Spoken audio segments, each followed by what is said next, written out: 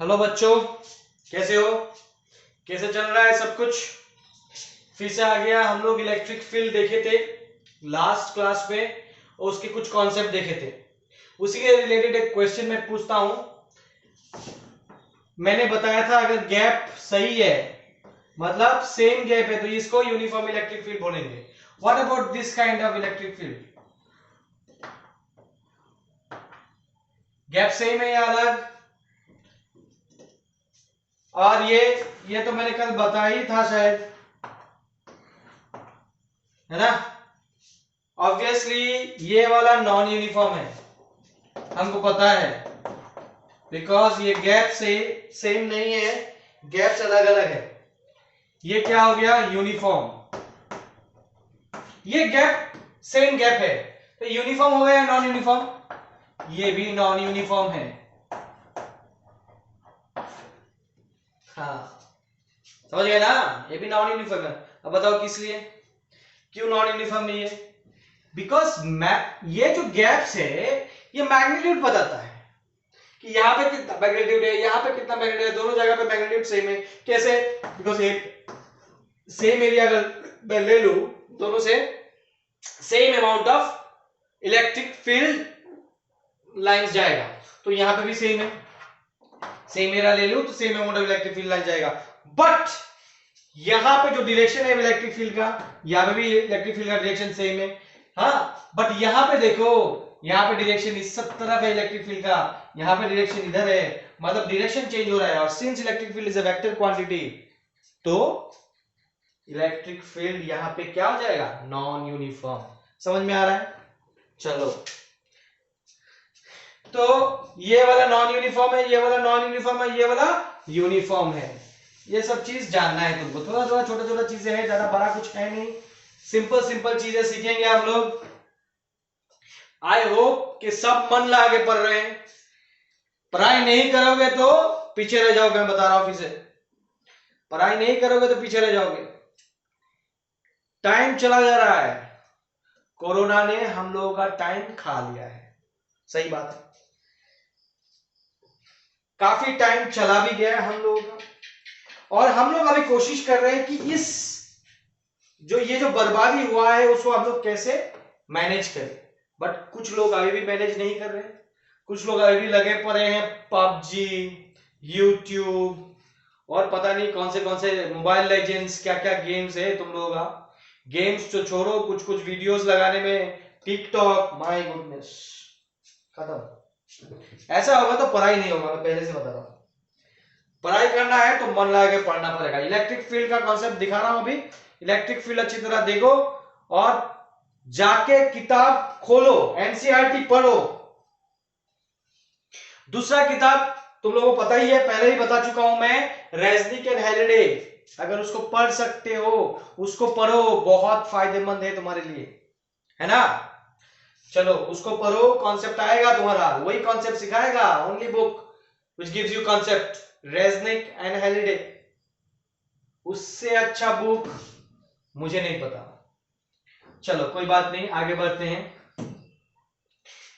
अब कुछ क्वेश्चंस इस तरह का भी है। मान लो एक प्लेट है यहाँ पे और ये प्लेट पॉजिटिवली चार्ज है, और एक प्लेट यहां रखा गया है और उसको नेगेटिवली चार्ज दिया गया है, ठीक है? और मान के चलते हैं कि इधर से इधर एक इलेक्ट्रिक फील्ड हुआ और ये कांस्टेंट इलेक्ट्रिक फील्ड, ठीक है? कांस्टेंट इलेक्ट्रिक फील्ड यहां से यहां तक, और यहां पे एक चार्ज जिसका मास m और ये डिस्टेंस मान लो d ले लिया। कितना ले लिया? Distance at rest. पहले इलेक्ट्रिक फील्ड नहीं था मान लो,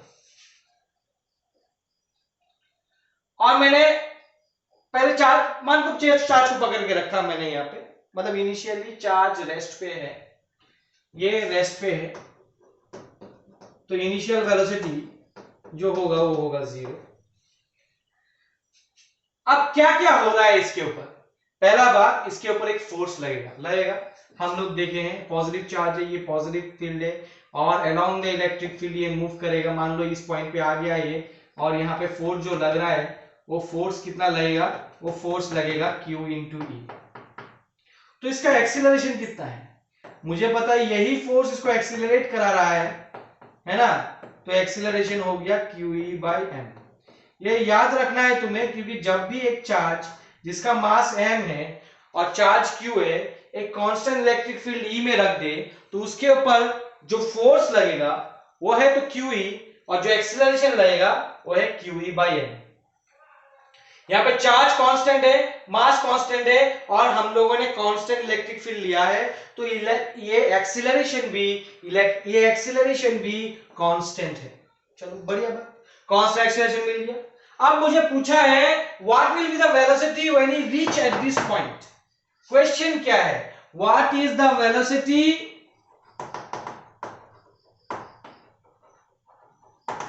attained by the charge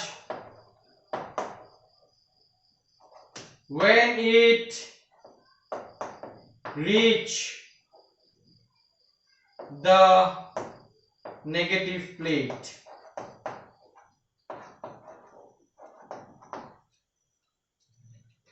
When it will reach the negative plate. चलो कोई बात नहीं, बढ़िया। तो मुझे पता है एक्सीलरेशन कांस्टेंट है। जब भी एक्सीलरेशन कांस्टेंट आए मुझे ये पता होना चाहिए कि मुझे ये पता होना चाहिए कि मैं काइनेमेटिक इक्वेशन लगा सकता हूं, because kinematics equations are valid when acceleration is constant. जब भी एक्सीलरेशन कांस्टेंट हो तो काइनेमेटिक इक्वेशंस आर वैलिड। तो मुझे काइनेमेटिक इक्वेशन पता है, मुझे फाइनल वेलोसिटी निकालना है, मुझे एक्सीलरेशन पता है, मुझे डिस्टेंस पता है या नहीं पता है? तो मैं ये लगाऊंगा v square, v final square, v initial square plus twice as। Displacement पता है या नहीं पता है? पता है। So what is the displacement? मैं ये f रेस वाला यहाँ पे काट दे रहा हूं, यहाँ पे ये u इनिशियल इक्वल टू 0, या सॉरी मैं v इनिशियल लिया हूं यहाँ पे, तो v इनिशियल, तो ये v फाइनल स्क्वायर क्या हो गया? तो ये v initial square 0 plus twice a का वैल्यू क्या हो जाएगा? QE बाई एम, और ये s का वैल्यू क्या हो जाएगा? d। मतलब v final square equal to twice QE d by M. तो यहां से अगर v फाइनल निकालना है, सबको पता है रूट ओवर आ जाएगा twice QE d by M. कोई दिक्कत नहीं है। चलो और फार्दर क्या कर सकते हैं? और फार्दर ये पूछ सकता है what is the kinetic energy attend bye it. चलो लगा दो काइनेटिक एनर्जी क्या होगा, ये सब चीजें हमको पता है। Half M V final square, जो हम लोगों ने ऑलरेडी लिखा है। Half M V final square क्या है? Twice QE d, twice QE d by M, 2 mm हो गया QED। ये हो गया काइनेटिक एनर्जी। कोई दिक्कत नहीं, समझ में आया ये? चलो और क्या निकाल सकते हैं? Time to reach this point निकाल सकते हैं या नहीं? निकाल सकते हैं। फिर से मैं फॉर्मूला लगाऊंगा V फाइनल। मानो V फाइनल मुझे पता नहीं है, तो क्या मैं दूसरा फॉर्मूला लगा सकता हूं? V फाइनल तो निकाल लिया अभी, S equal to half AD square. क्यों मैं s equal to half AD square लिखा? बिकॉज इनिशियल वेलोसिटी 0 है, s equal to ut plus half AD square. तो u तो ऐसे ही कैंसिल हो जाएगा बिकॉज इनिशियल वेलोसिटी 0 है। ये d हो गया, ये हाफ हो गया, ये QE बाय m हो गया, ये t स्क्वायर हो गया, तो ये हो गया twice md by QE root over, लगाओ टाइम निकल जाएगा। ये सिंपल क्वेश्चंस है जो पूछते हैं कभी कभार, तुम्हारे एनसीईआरटी में ये क्वेश्चन है, देख लेना। Is that clear? चलो आगे बढ़ते हैं।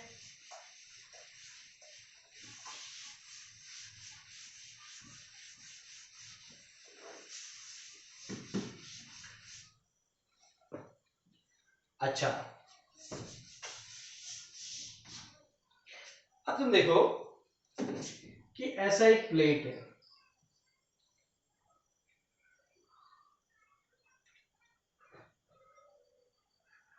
मान लेते हैं।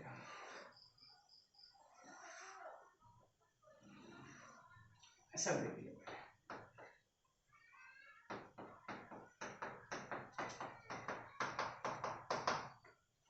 और एक प्लेट ऐसा है।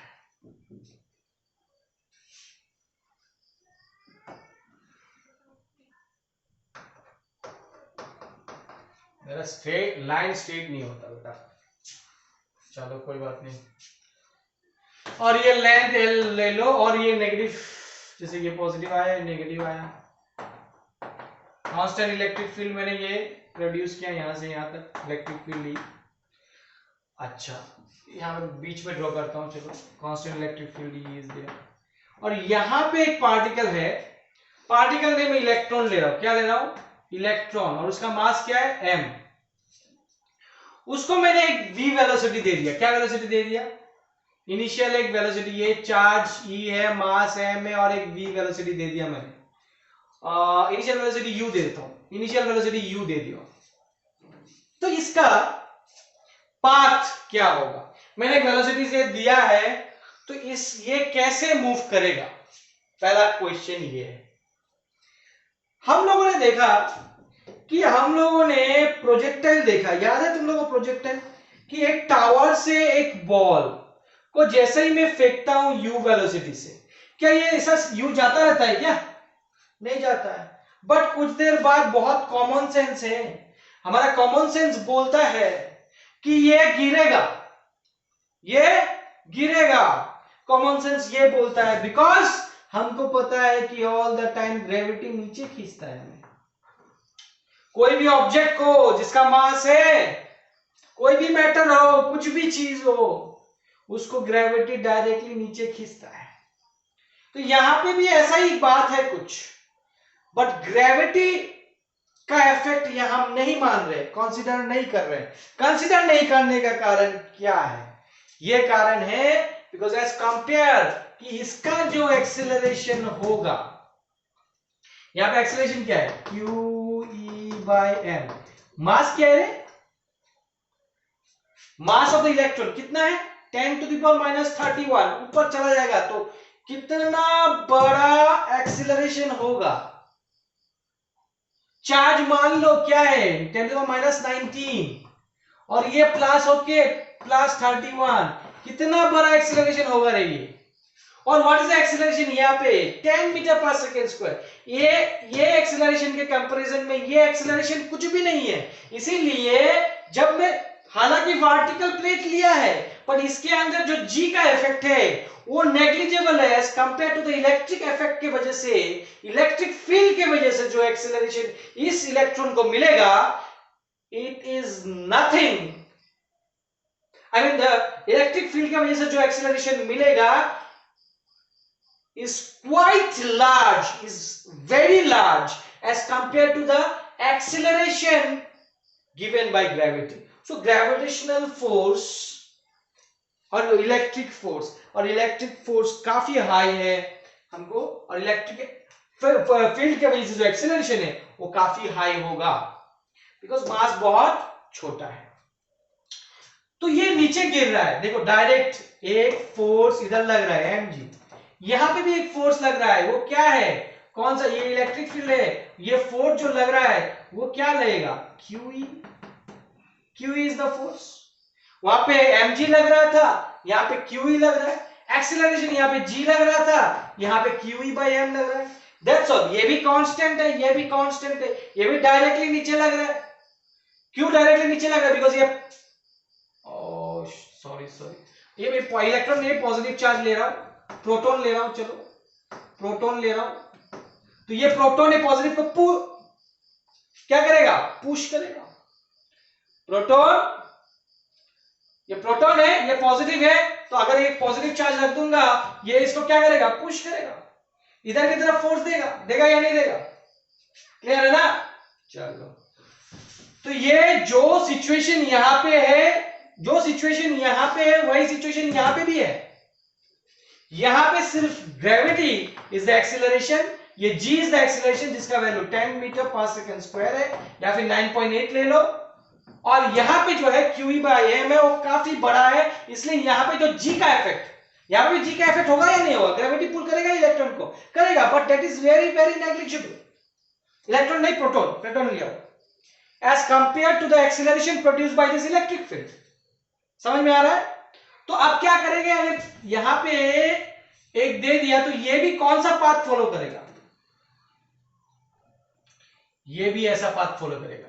अब क्वेश्चन ये है, तो बोलेगा कि ये क्वेश्चन है कि ये जरूरी है क्या ये पाथ फॉलो करेगा, मतलब ये तो पाथ फॉलो करेगा, सही है, मगर ऐसे भी तो नीचे पहले गिर सकता है, ऐसा भी गिर सकता है, गिर सकता है। ये डिपेंड करेगा कि मैं कितना वेलोसिटी दे पा रहा हूं, ये डिपेंड करेगा कि कितना वेलोसिटी दे पा रहा हूं, बिकॉज हॉराइजॉन्टल डायरेक्शन में मोशन, हॉराइजॉन्टल में कितना डिस्टेंस ट्रेवल करेगा, ये डिपेंड करेगा कि हॉराइजॉन्टल डायरेक्शन का वेलोसिटी क्या है। ये सब मैंने डिस्कस किया था क्लास में कि हॉराइजॉन्टल डायरेक्शन में वेलोसिटी क्या है। अब क्वेश्चन ये है,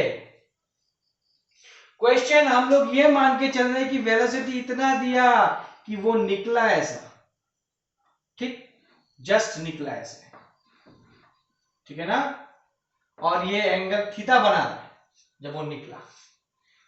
कभी कभी ये भी पूछता है कितना एंगल से निकलेगा, कितना एंगल से, जस्ट एक तो पास होगा प्लेट को और कितना एंगल से निकलेगा, या तो फिर वेलोसिटी कितना है, कितना देना चाहिए, कितना maximum velocity, what is the minimum velocity that should be given so that it just cross this plate, clear?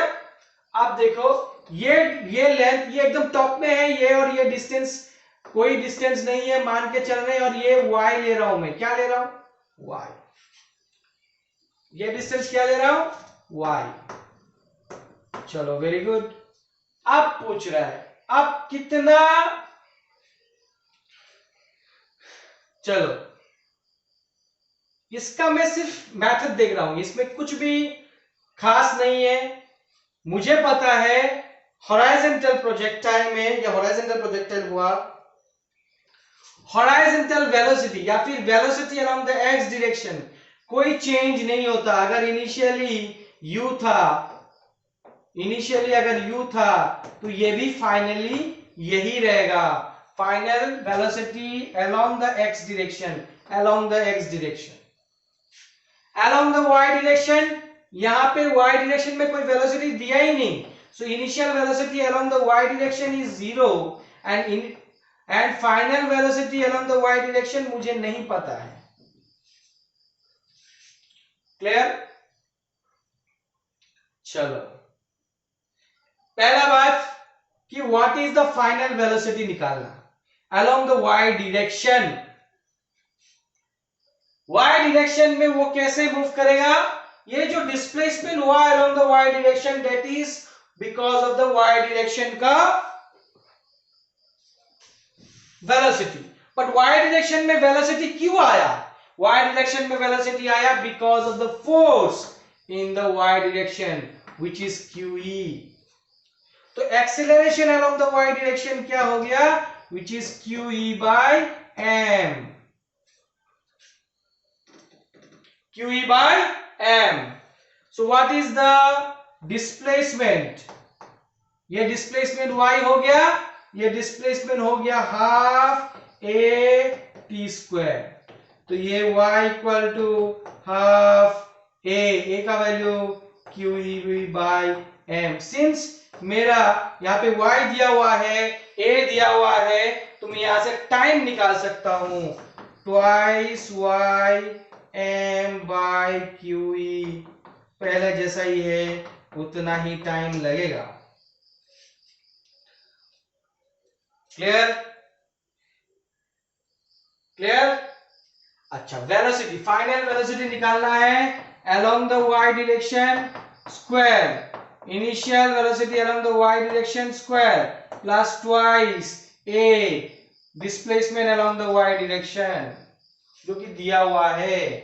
तो ये इनिशियल तो 0 हो गया, u final square equal to 2 qe by m y। Clear? ये हो गया। तुम अगर देखोगे ये जो वेलोसिटी है, ये ओवरऑल वेलोसिटी है, वाई डायरेक्शन का वेलोसिटी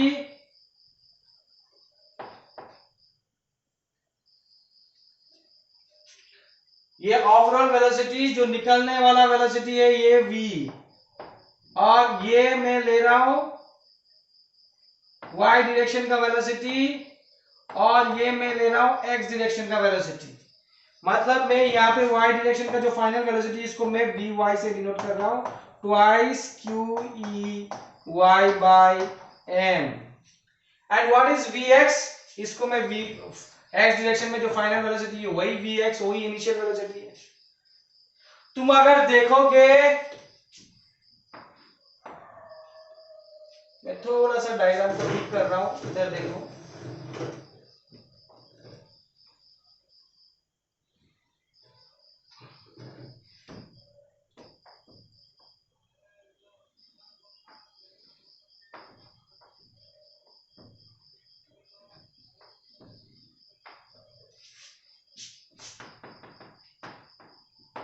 ये vx, ये vy, क्योंकि vy का वैल्यू है vx u ही रहेगा। तो ये अगर थीटा है तो what is tan theta, tan theta is equal to vy by vx, perpendicular by base, this is vy, ये अगर vy है तो ये भी vy है, ये बेस vx, vy क्या हो गया, मुझे मिला है ट्वाइस q e, सॉरी ये रूट ओवर आएगा, ठीक है ना,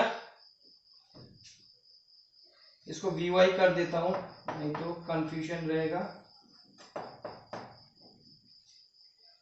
और इसको initial velocity along the y direction uy बोल रहा हूं जो कि 0 है, हाँ इनिशियल uy बोल रहा हूं जो कि 0 है, ठीक है।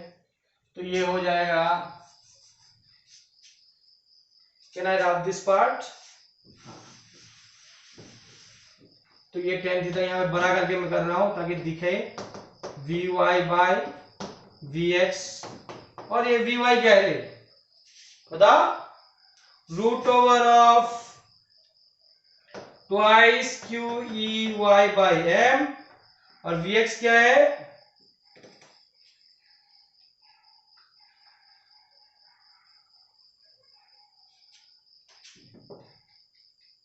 q, vx क्या हो गया q, कंप्लीट,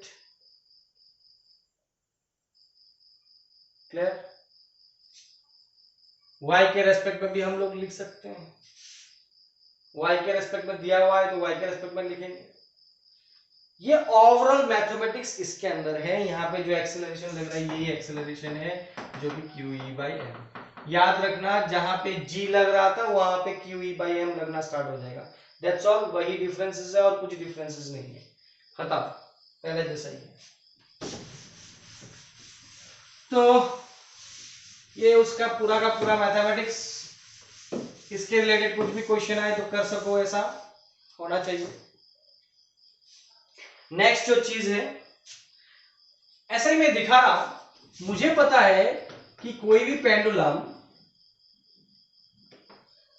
ऐसा लेंथ है, मैं देख रहा हूं कि एक्सीलरेशन आने से क्या क्या चेंजेस आएगा, देखो एक बार, मान लो ऐसा एक लेंथ है, मतलब इलेक्ट्रिक फील्ड आने से क्या क्या चेंजेस आएगा बहुत सारे केसेस में। इसमें देखो लेंथ L है, इसका मास m है, जो भी हो, एक बॉब है जो ऑसिलेट कर रहा है ऐसे ऐसे, ठीक है। टाइम पीरियड क्या होगा हमको पता है, इसका टाइम पीरियड L बाई जी, खत्म, ये पीरियड सबको पता है। अब यहां पे the only force that is acting was gravity. अगर इसी चीज को चेंज करके ऐसा कर देता कि यहां पे जो पॉइंट मास है और इलेक्ट्रिक फील्ड ऐसा है, एक कांस्टेंट इलेक्ट्रिक फील्ड लग रहा है, और इसको मैंने चार्ज कर दिया Q, मास इसको चार्ज कर दिया कितना Q, मास M, ठीक है ना।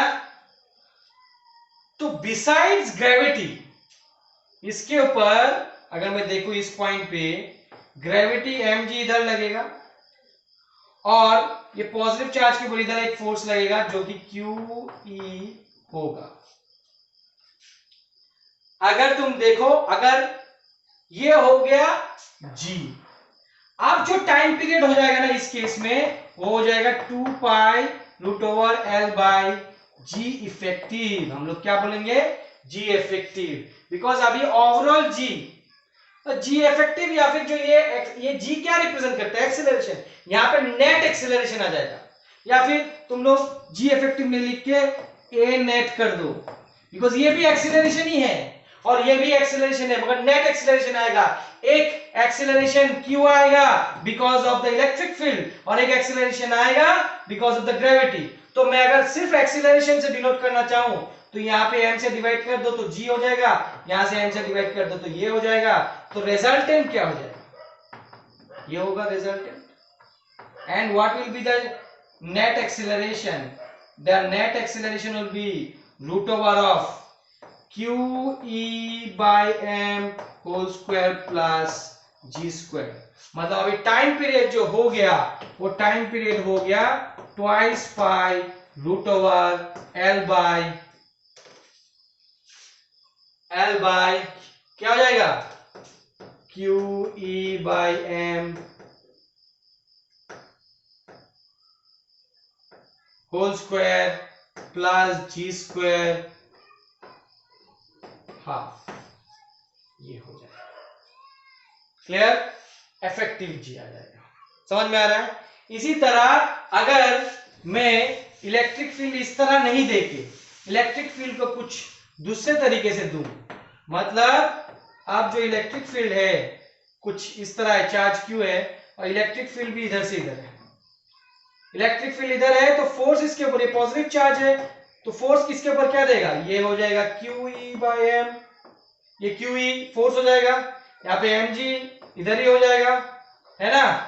दोनों सेम डायरेक्शन पे, तो दोनों सेम डायरेक्शन पे हम लोग नेट कैसे निकालेंगे? नेट निकालेंगे QE by m plus g, directly plus हो जाएगा, खत्म। क्लियर? अब अगर ऊपर की तरफ इलेक्ट्रिक फील्ड है तो ये QE किधर लगेगा? ऊपर की तरफ, तो ये ऑपोजिट हो जा रहा है तो यहाँ पे QE by m माइनस हो जाएगा, खत्म। यही सब है, मतलब कॉम्बिनेशन हो गया, एक तो ग्रेविटेशनल फोर्स का और एक इलेक्ट्रिक फोर्स का। क्लियर है? चलो,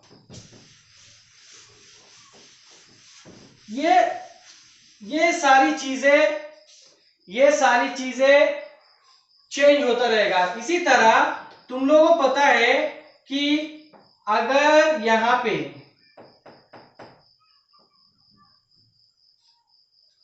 एक पेंडुलम लेंथ है, वही है, और हम लोगों ने देखा था कि कितना वेलोसिटी, इनिशियल वेलोसिटी मुझे देना है ना, ताकि ये सर्कुलर पाथ में मूव करे, है ना?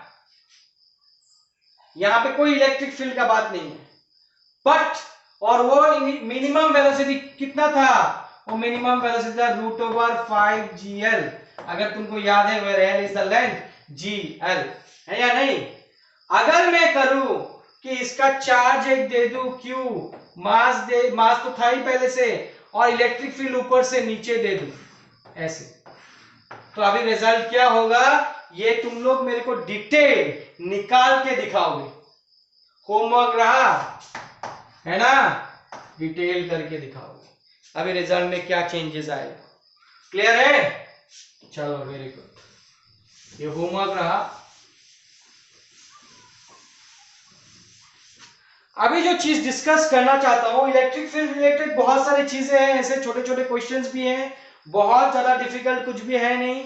मैं एक असाइनमेंट तुम लोगों को फिर से दूंगा इलेक्ट्रिक फील्ड रिलेटेड, तुम लोग करोगे। अच्छा, इससे अब ये जाने के बाद हम लोग दूसरे कॉन्सेप्ट में जाते हैं जो कि है इलेक्ट्रिक डाइपोल।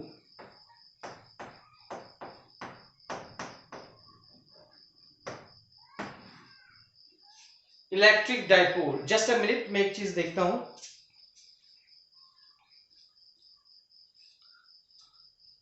चलो ठीक है, चल रहा है सब कुछ। इलेक्ट्रिक डाइपोल, इलेक्ट्रिक डाइपोल है क्या? जैसे कि मैग्नेट में दो पोलैरिटी होता है, north pole south pole. Charges में अगर मैं चार्ज का बात करूं या फिर कोई मैग्नेट, पहले मैग्नेट का बात कर लेते हैं। मैग्नेट कभी भी सिंगल पोल नहीं हो सकता, क्योंकि जब भी एक मैग्नेट लोगे, चाहे जितना भी छोटा हो, उसका एक नॉर्थ और एक साउथ होगा। मान लो एक मैग्नेट है, ये नॉर्थ होगा, ये साउथ, दो पोल है, इसको काट दिया तो फिर से यहाँ पे साउथ और नॉर्थ प्रोड्यूस हो जाएगा। मतलब चाहे जितना भी छोटा कर दो, ये always exist as two poles, जिसको हम लोग डाइपोल बोलते हैं, दो pole. Charges can be monopole, मतलब सिंगल पोल। एक पॉजिटिव चार्ज भी हो सकता है, एक नेगेटिव चार्ज भी हो सकता है, separate separate. It is not necessary कि चार्जेस तुम्हारा डाइपोल में एग्जिस्ट करे, नहीं, ऐसा जरूरी नहीं है। मोनोपोल में एग्जिस्ट करता है चार्जेस। क्या मैं डाइपोल बना सकते हैं? बना सकते हैं। अब जो मैं चीजें डील कर रहा हूं वो बहुत छोटे मॉलिक्यूल्स के बाद, हम लोग मॉलिक्यूल्स लेकर डील कर रहे हैं।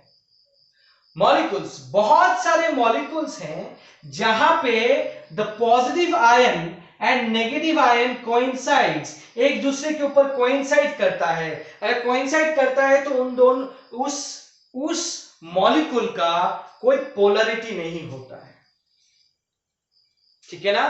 कोई पोलैरिटी नहीं होता, उसका इलेक्ट्रिक डाइपोल जीरो होता है, ठीक है? पोलैरिटी होता है मतलब प्लस माइनस है, मतलब इलेक्ट्रिक डाइपोल उसका जीरो होता है, ठीक है? What is electric dipole? कब आएगा इलेक्ट्रिक डाइपोल? जब इस पॉजिटिव और नेगेटिव में एक डिस्टेंस हो, एक डिस्टेंस हो, दोनों में एक डिस्टेंस, ये positive ion negative ion coincide नहीं करता है, तभी ये डाइपोल हो सकता है।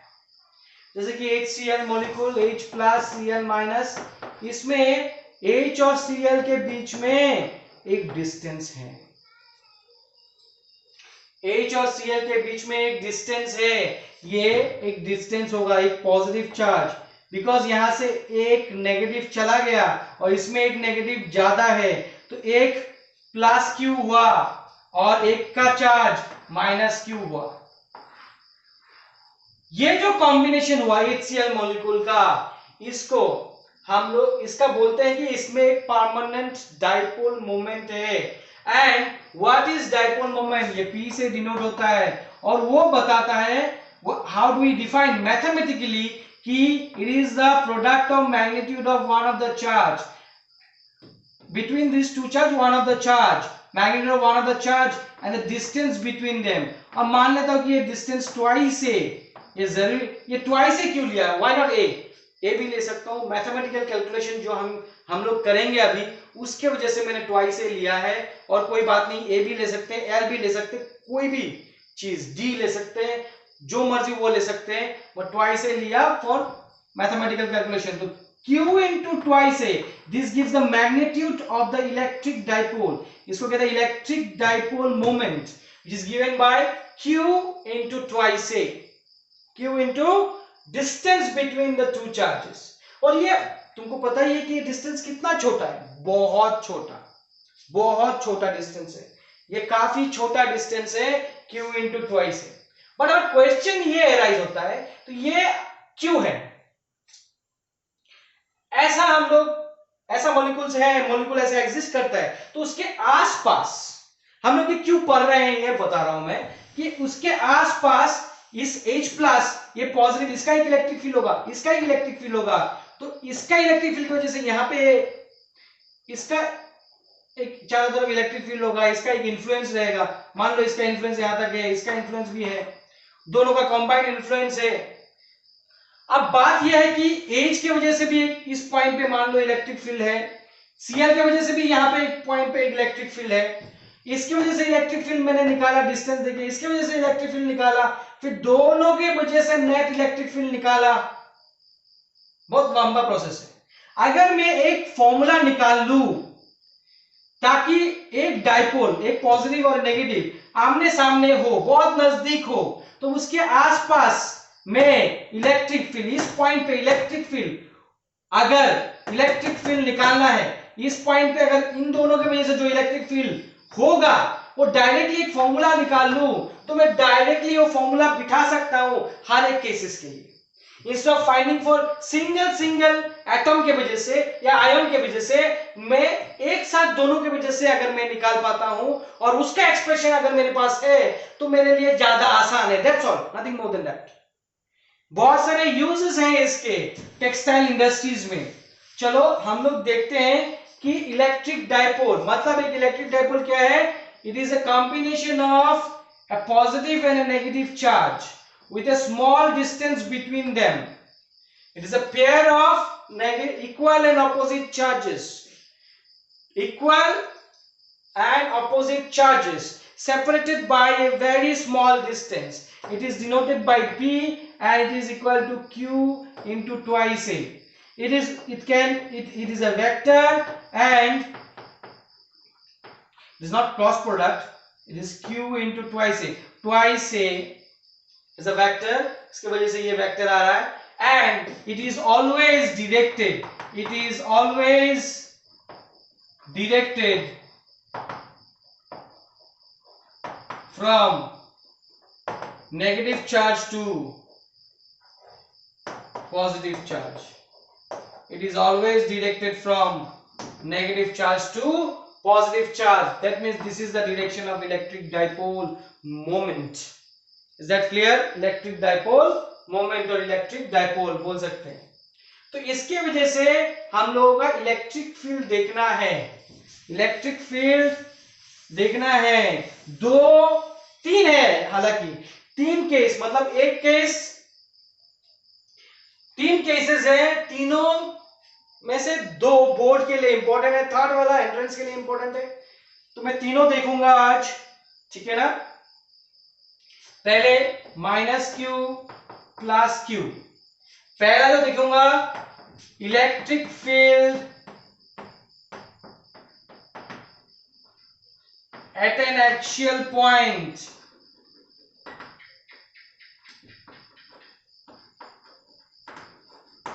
ड्यू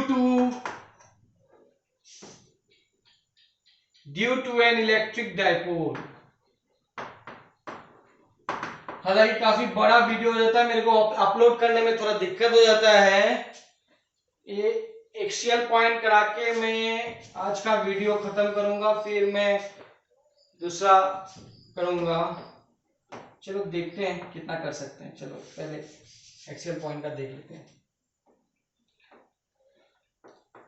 अच्छा, मुझे इलेक्ट्रिक फील्ड चाहिए। एक्सियल पॉइंट मतलब इसके एक्सिस मतलब the line connecting the negative and the positive charge. यहाँ पे नेगेटिव एंड पॉजिटिव चार्ज लिया मैंने, ये पॉजिटिव और ये नेगेटिव लिया मैंने, ठीक है ना।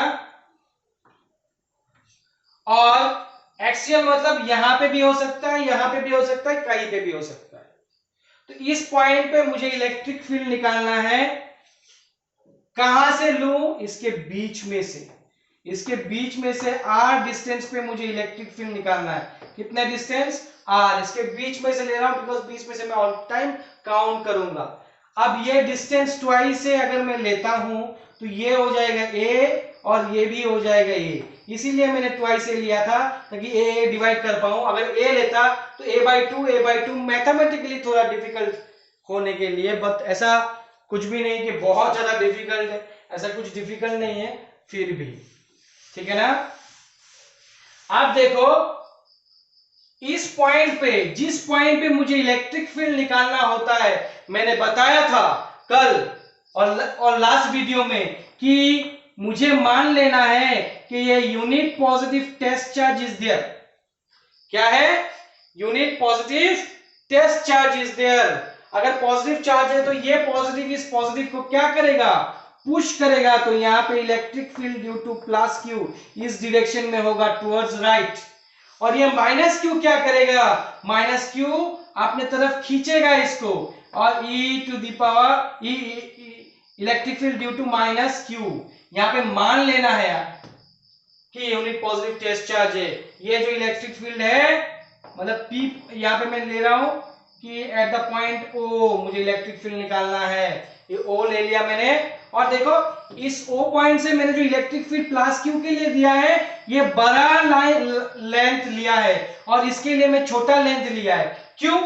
बिकॉज ये प्लस क्यू से ये वाला जो डिस्टेंस है ये काफी छोटा है, तो इसके वजह से इलेक्ट्रिक फील्ड ज्यादा होगा, बिकॉज डिस्टेंस के साथ इनवर्सली प्रोपोर्शनल होता है इलेक्ट्रिक फील्ड।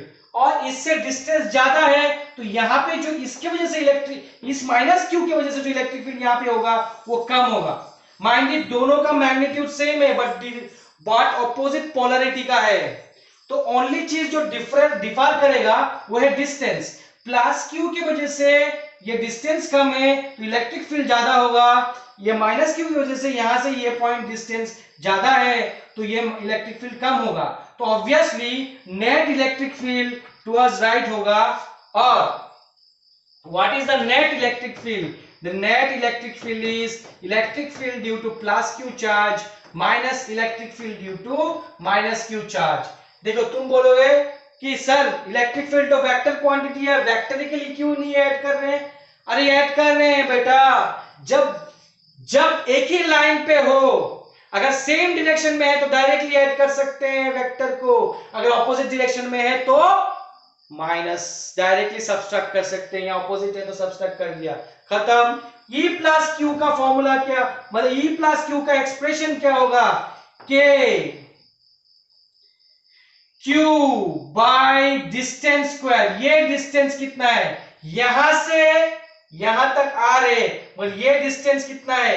ये R माइनस ए करने से ये डिस्टेंस मिलेगा, दिस इज R, और इससे ये हटा दो तो ये डिस्टेंस मिलेगा, तो ये हो जाएगा R minus A whole square. Very good, समझ में आया?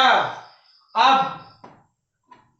E due to minus Q, तुम देखो ये R और ये A और भी है, तो ये हो जाएगा K Q R plus A whole square. Mind it, ये जो R लिया है ना वो काफी ज्यादा है as compared to this twice A distance, because ये तो distance between the two ion है और ये R कुछ भी हो सकता है, उसके आसपास का एरिया कुछ भी हो सकता है, तो as compared to this R A का वैल्यू काफी कम है, ध्यान रखना इस चीज को। क्लियर है? अब मैं वैल्यू पुट कर रहा हूं तो यहां पे E प्लस क्यू की वजह से जो आएगा वो आ जाएगा K Q R minus A whole square minus के Q R plus A whole square. तुम एक चीज देखो, यहां पे ये नेगेटिव चार्ज है, तो क्या मैंने नेगेटिव दिया है क्या? बहुत लोगों ने जब क्वेश्चन सॉल्व करते वक्त नेगेटिव चार्ज के लिए नेगेटिव दे दिया। मैं पहले ही बताया नेगेटिव साइन नहीं बैठेगा, फॉर्मूला में पॉजिटिव ही बैठेगा। वो नेगेटिव साइन डायरेक्शन इंडिकेट करता है और डायरेक्शन तो हम लोग लॉजिकली दे दिए, ये लेफ्ट और ये राइट, इसीलिए तो सब कर दिए डायरेक्टली, जरूरत नहीं है लॉजिकली हम लोग साइन देंगे या फिर डायरेक्शन देंगे, साइन देने की जरूरत नहीं है, लॉजिकली हम लोग डायरेक्शन देंगे। मैग्नीट्यूड लिख लिया और ये नेगेटिव साइन, ठीक है ना, मैग्नीट्यूड लिख लिया और ये अगर नेगेटिव है मतलब ऑपोजिट है, पॉजिटिव का डायरेक्शन जो था नेगेटिव का उसका ऑपोजिट होगा, बस ये ध्यान में रखना है। Is that clear? चलो I have to rub this diagram, तुम लोग ये उतार लिया ना ये डायग्राम, अगर नहीं उतारा तो उतार लो। क्लियर? यहां से हमको देखने से ही पता चल रहा है कि के क्यू क्या हो जाएगा, के क्यू हो जाएगा कॉमन, तो ये हो जाएगा 1 by R minus A whole square minus 1 by R plus A whole square. Clear है?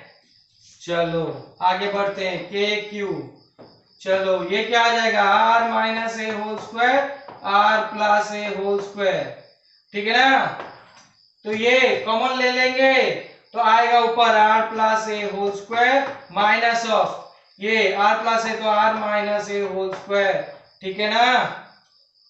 चलो नेट इलेक्ट्रिक फील्ड, अभी तक कोई डायरेक्शन वगैरह में कुछ नहीं किया, हम लोग मैग्नीट्यूड निकाल रहे हैं, ई नेट के क्यू। अच्छा यहां पे देखो ये स्क्वायर इसके ऊपर स्क्वायर इसके ऊपर स्क्वायर, तो R minus A R plus A इन दोनों का होल स्क्वायर ले रहा हूं मैं, ठीक। और इसको अगर मैं तोड़ देता हूं तो आ जाएगा R square plus A square plus twice A R, और इसका आएगा क्या R square plus A square minus twice A R, but इसके आगे माइनस है तो प्लस जो आर स्क्वायर है वो माइनस हो जाएगा, प्लस जो ए स्क्वायर है वो माइनस ए स्क्वायर हो जाएगा, और माइनस ट्वाइस ए आर हो जाएगा प्लस ट्वाइस ए आर। क्या समझ में आ रहा है सबको? आ रहा है।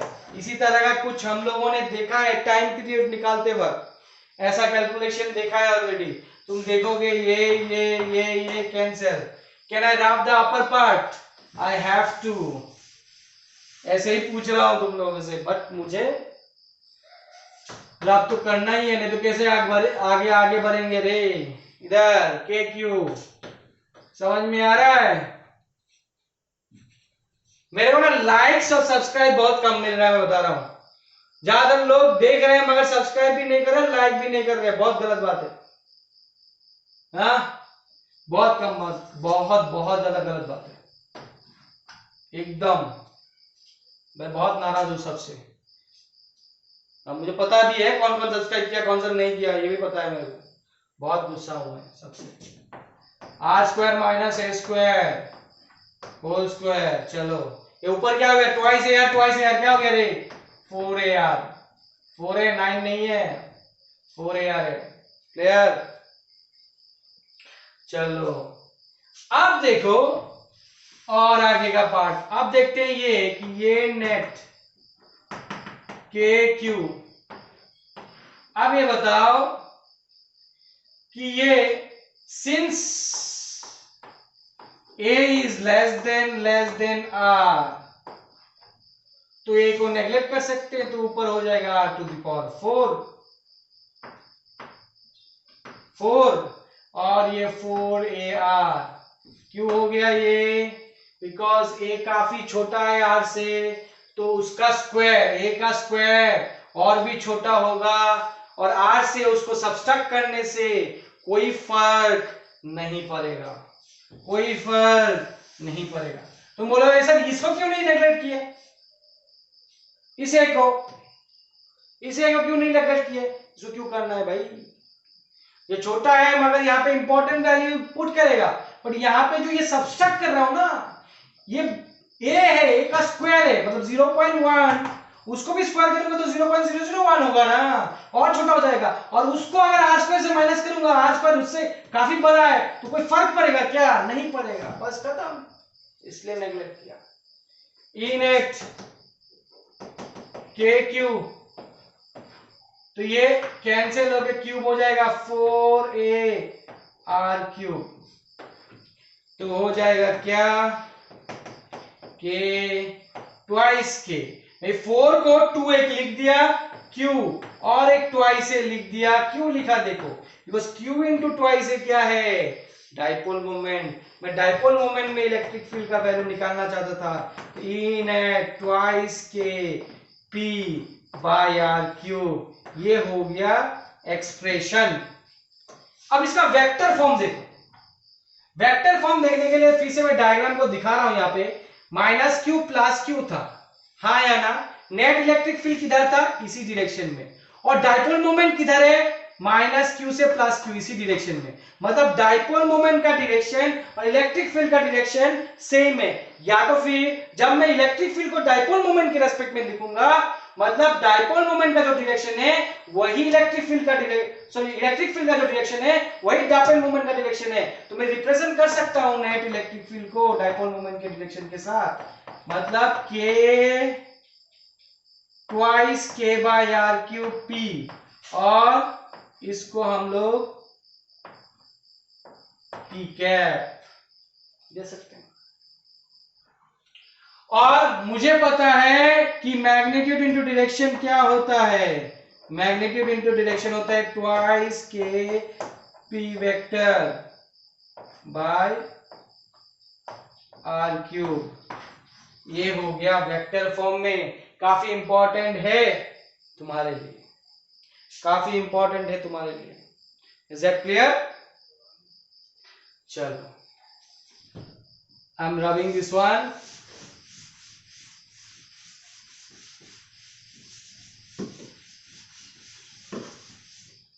क्लियर? अब नहीं, अब नहीं, काफी बड़ा हो चुका है ऑलरेडी, ऑलमोस्ट कितना टाइम का हो चुका है, काफी बड़ा हो चुका है, मुझे बहुत दिक्कत होता है लेने के लिए। मैं नेक्स्ट क्लास में और फर्दर जाऊंगा। Is that clear? चलो आज के लिए यहीं तक कर देने से ज़्यादा अच्छा था, नहीं आज यहीं तक, नेक्स्ट टाइम हम लोग फर्दर देखेंगे। चलो, थैंक यू।